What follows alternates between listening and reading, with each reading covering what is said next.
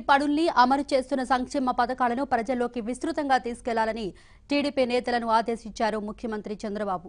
TDP నేతలతో Chandrababu teleconference నిర్వహించిన ఆయన పార్టీ సభ్యత్వ నమోదు కార్యక్రమాన్ని మరింత ముమ్మరం చేయాలని గ్రామ, మండల, జిల్లా, రాష్ట్ర కమిటీ నేతలకు సూచించారు.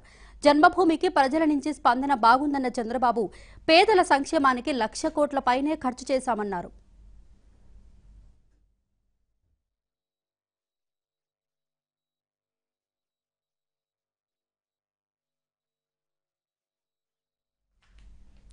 బాబు బాట, బంగారు బాట, జగన్ బాట, జైలు బాట అని ప్రజలకు వివరించాలని టీడీపీ శ్రేణులను ఆదేశించారు ముఖ్యమంత్రి చంద్రబాబు.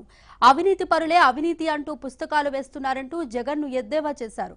జగన్ వల్ల ఎంతమంది జైలుకు వెళ్లారో ప్రజలకు వివరించాలని టెలికాన్ఫరెన్స్ లో చంద్రబాబు టీడీపీ శ్రేణులకు సూచించారు.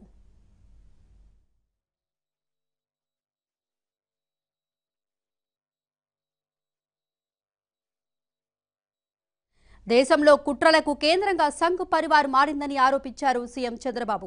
ఆర్ఎస్ఎస్ కుట్రలను బీజేపీ అమలు చేస్తోందన్నారు. అగ్రవర్ణాల పేదలకు రిజర్వేషన్లు మంచి కోసమైతే స్వాగతిస్తామన్నారు.